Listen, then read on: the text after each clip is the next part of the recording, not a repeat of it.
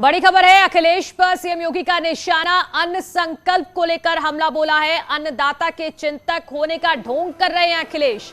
SP सरकार में हजारों दंगे हुए, दंगों ने किसानों को नुकसान पहुंचाया, ये तो सिर्फ जिन्ना प्रेमी है, ऐसा कहा है सीएम योगी आदित्यनाथ ने।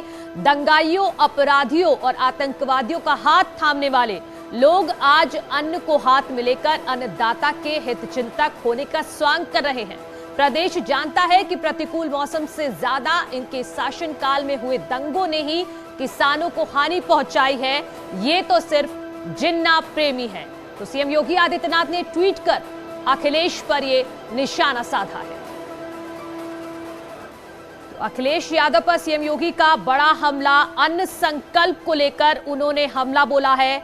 अखिलेश को जिन्ना प्रेमी बताया है। अपने ट्वीट के जरिए उन्होंने कहा है कि दंगाइयों और आतंकवादियों का हाथ थामने वाले आज अन्न हाथ में लेकर अन्नदाता के हित चिंतक बनने का ढोंग कर रहे हैं।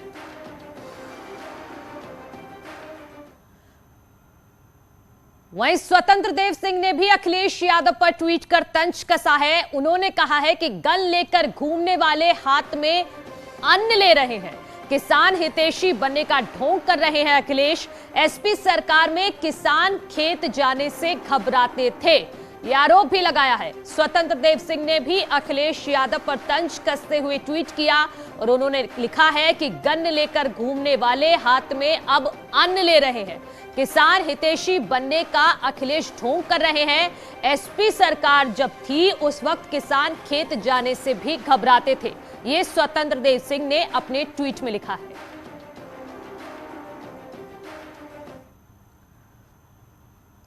इससे पहले 3 कृषि कानून को वापस लेने पर अखिलेश ने बीजेपी पर हमला बोला और कहा कि वोट के लिए बीजेपी ने किसानों के साथ साजिश की। इसके साथ ही अखिलेश यादव ने प्रेस कॉन्फ्रेंस में किसान नेताओं के साथ अनाज हाथ में लेकर अन्न संकल्प लिया और बीजेपी को हराने का भी प्रण लिया। शहीद हुए, जान गई, आंदोलन किया, झूठे मुकदमे लगे, परवाह नहीं की और उस आंदोलन को लगातार चलाते रहे। अंततः वोट के लिए भारतीय जनता पार्टी ने तीनों किसानों के काले कानून वापस लिए। जो लोग आतंकवादी कहते थे, जो लोग मवाली कहते थे, न जाने किन शब्दों से किसानों को अपमानित करते थे, आज वो कह रहे हैं कि किसानों के हित में वो 3 कानून वापस लिए कि हम अन्न संकल्प लेते हैं कि जिन्होंने किसान पर अत्याचार और अन्याय किया है उनको हराएंगे और हटाएंगे। इसके लिए मैं कहूंगा कि तेजिंदर विक जी हमें संकल्प दिलाएं और तेजिंदर विक के साथ साथ हम अपनी पार्टी के नेता कार्यकर्ता किसान भाइयों से कहेंगे कि संकल्प लें, अन्न संकल्प लें और भारतीय जनता पार्टी को हराएं और हटाएं। तो समाजवादी पार्टी और हमारे मैनिफेस्टो में इस बात को शामिल करेंगे कि सभी फसलों के लिए एमएसपी प्रदान की जाएगी और गन्ना किसानों को 15 दिन में उनका भुगतान सुनिश्चित किया जाएगा। इसके लिए फार्मर्स रिवॉल्विंग फंड भी अगर बनाना पड़ेगा, फार्मर्स रिवॉल्विंग फंड बनाने का काम करेंगे जिससे किसानों का भुगतान न रुके। साथ ही साथ 300 यूनिट जो फ्री बिजली का समाजवादी पार्टी ने संकल्प लिया है, घोषणा की है, मैनिफेस्टो में शामिल करेंगे। मैं उस बात को फिर दोहराता हूं कि सभी किसानों की सिंचाई के लिए मुफ्त बिजली दी जाएगी। साथ ही साथ ब्याज मुक्त लोन, बीमा एवं पेंशन की भी व्यवस्था किसानों के लिए की जाएगी।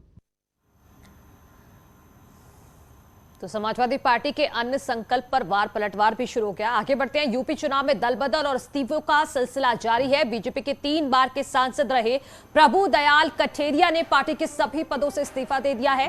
हालांकि उन्होंने कार्यकर्ता के तौर पर काम करते रहने का दावा किया है। प्रभु दयाल कठेरिया आगरा ग्रामीण सीट से टिकट मांग रहे थे, लेकिन बीजेपी ने बेबी रानी मौर्य को अपना कैंडिडेट यहां से घोषित कर दिया है।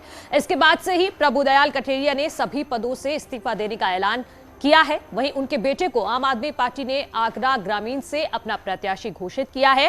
प्रभुदयाल कठेरिया ने दावा किया है कि वो अपने बेटे के लिए प्रचार करेंगे।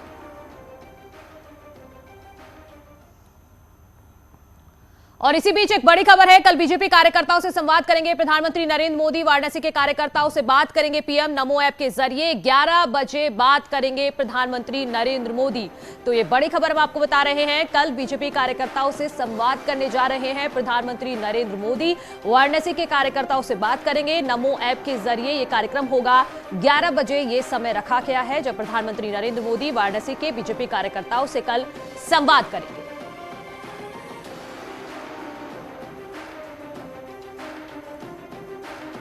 और ये पोस्टर भी जारी किया गया है। वाराणसी में बीजेपी कार्यकर्ताओं के साथ पीएम मोदी की बातचीत के लिए अपने विचार और सुझाव साझा करें। वक्त है 11 बजे सुबह और डेट है 18 जनवरी। साथ ही साथ नमो ऐप डाउनलोड करने के लिए एक नंबर भी दिया है। इस नंबर को कॉल करके आप अपने विचार और अपने सुझाव साझा कर सकते हैं।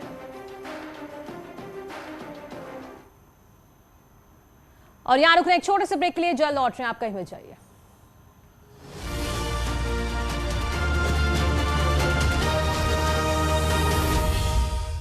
कोविड-19 से लड़ाई में काफी मजबूती।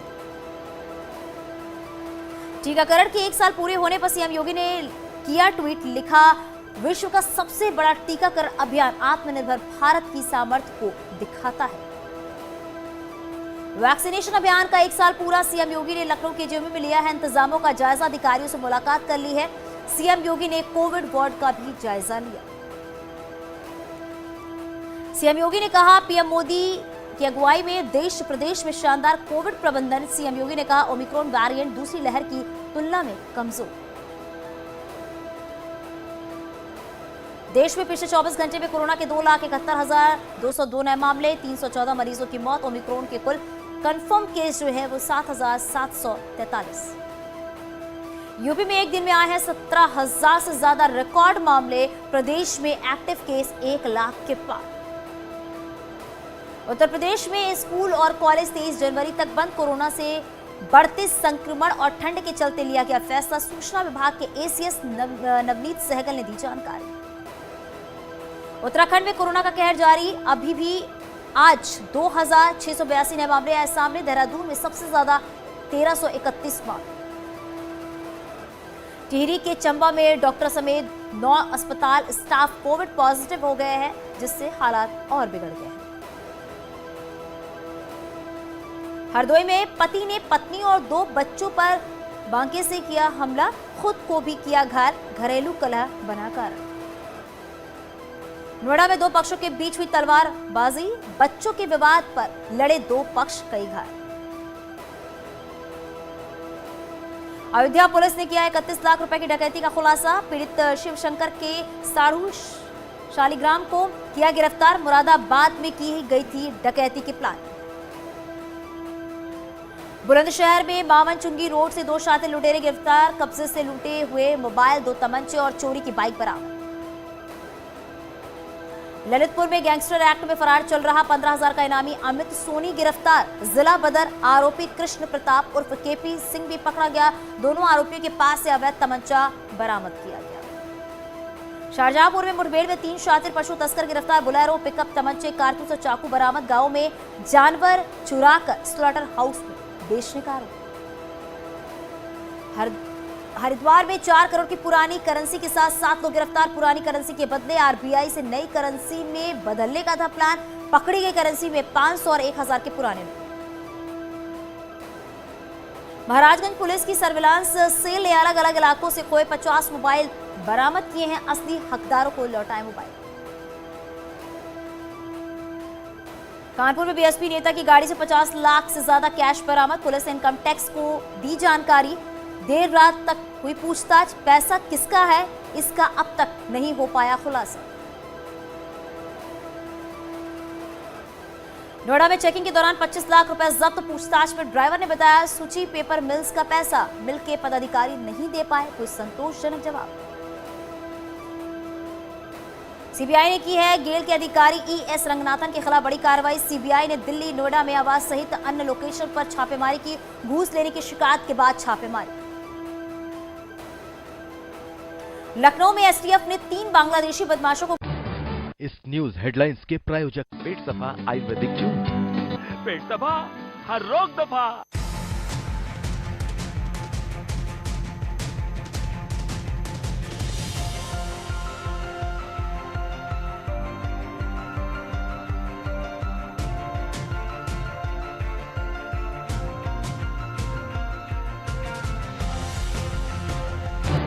इस न्यूज हेडलाइंस के प्रायोजक पेट सफा आयुर्वेदिक जूस। पेट दफा, हर रोग दफा।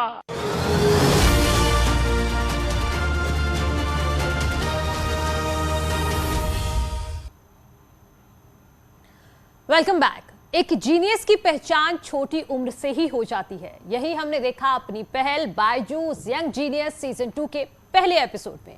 आइए देखते हैं इसी की कुछ झलकियां।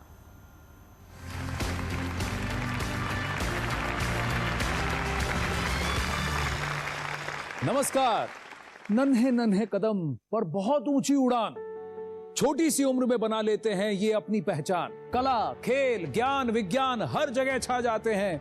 ये भारत के यंग जीनियस कल का भारत बनाते हैं और इसलिए एक बार फिर सज चुका है जीनियसेस का ये मंच। Welcome to Byju's young genius season 2। Byju's young genius News 18 की एक पहल, इंडिया को इंडिया के यंग जीनियसेस से मिलवाने की। अलग अलग फील्ड्स में अपनी प्रतिभा के झंडे गाड़ चुके ये यंग जीनियसेस अब आ रहे हैं अपनी कहानियां आपके संग बांटने।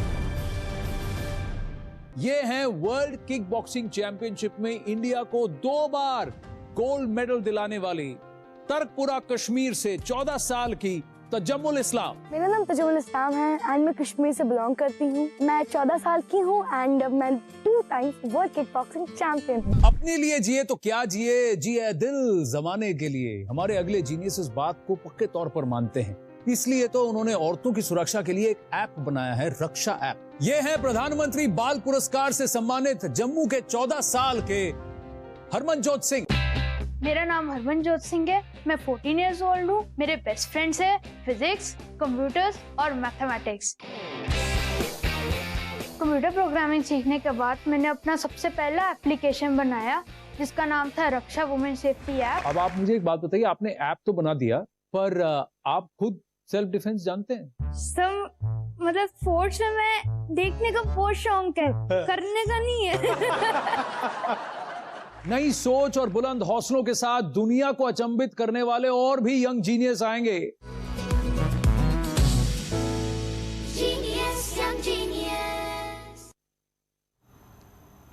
वहीं न्यूज 18 के सवाल पर सीएम योगी आदित्यनाथ ने समाजवादी पार्टी पर तीखा प्रहार किया। उन्होंने कहा कि एसपी का चरित्र उजागर हुआ, सिंबल बांटने में टेबल के नीचे खेल हुआ है, पेशेवर अपराधियों को टिकट दिए गए, दंगों के अपराधियों को दिए गए हैं टिकट, जनता का आशीर्वाद हमारे साथ है, ऐसा कहा है सीएम योगी आदित्यनाथ ने। साथ ही साथ उन्होंने भरोसा जताया है कि 10 मार्च को बीजेपी की सरकार अपराधियों को वापस बिल में भेजेगी।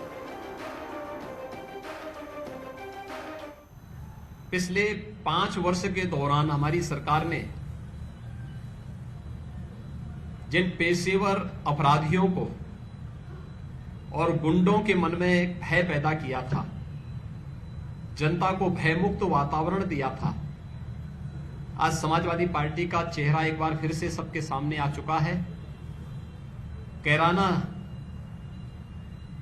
से लेकर के बुलंदशहर, स्याना और लोनी तक जो चेहरे समाजवादी पार्टी के सामने आए हैं, कोई कैराना हिंदू व्यापारियों के पलायन के लिए जिम्मेदार अपराधियों को, मुजफ्फरनगर के दंगों के अपराधियों को और उन पेशेवर हिस्ट्री सीटर को अपना कैंडिडेट बना करके समाजवादी पार्टी ने अपने वास्तविक चरित्र को एक बार फिर से प्रदेश के सामने, देश के सामने प्रस्तुत कर दिया है कि प्रदेश के बारे में उनकी मंशा क्या है। और मुझे लगता है कि उनकी पहली सूची ने इस बात को साबित कर दिया है कि उनका सामाजिक न्याय, गरीबों, दलितों, पिछड़ों और व्यापारियों की और सम्मानित नागरिकों की संपत्ति पर कब्जा करने वाले पेशेवर अपराधियों के प्रति उनको प्रश्रय देकर के आगे बढ़ाने की अपनी इस प्रवृत्ति से वह आज भी कहीं हटे नहीं है और आदत बहुत जल्दी सुधरती भी नहीं है। और इसीलिए जल्दीबाजी में आज अपना मुंह छुपाने के लिए अब उन्होंने सूची सार्वजनिक करने से परहेज कर दिया है। कहा कि अब चुपचाप सिंबल टेबल के अंदर से लेन देन जो उनका पहले होता था, वही अब सिंबल के भी लेन देन का कार्य अब टेबल के नीचे से उनका चुपचाप होगा। उन्होंने इस बात को फिर से शुरू कर दिया है, लेकिन मैं प्रदेशवासियों को इस बात के लिए आश्वस्त करता हूं, प्रदेशवासियों का, प्रदेश के जनता जनार्दन का आशीर्वाद होगा तो भारतीय जनता पार्टी 10 मार्च को फिर से प्रचंड बहुमत की सरकार बनाएगी और इन पेशेवर गुंडों और अपराधियों पर वैसे ही टूटेगी जैसे पहले टूट करके इनको बिलों के अंदर घुसाया था। इन्हें फिर से बिलों के अंदर घुसाने का कार्य सरकार करेगी। धन्यवाद जी। आगे बढ़ते हैं। उत्तर प्रदेश विधानसभा चुनाव के मद्देनजर भारतीय किसान यूनियन के राष्ट्रीय अध्यक्ष नरेश टिकैत ने हाल ही में सपा रालोद के गठबंधन को समर्थन दिया था, लेकिन अब उनके भाई और यूनियन के प्रवक्ता राकेश टिकैत ने इस बात से खंडन कर दिया है। राकेश टिकैत का कहना है कि उनका कोई गठबंधन नहीं है।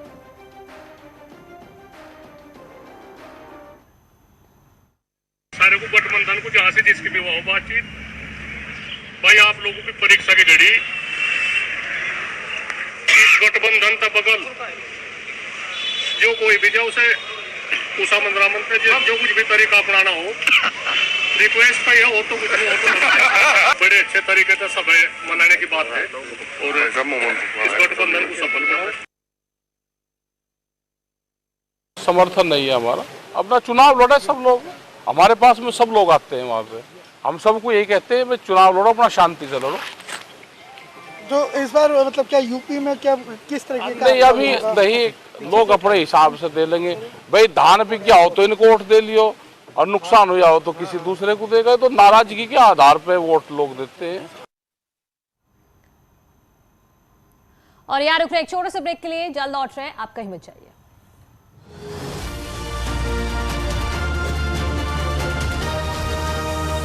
सबका साथ दिया पर विकास सिर्फ कुछ लोगों का हुआ। बीजेपी करती है लोगों को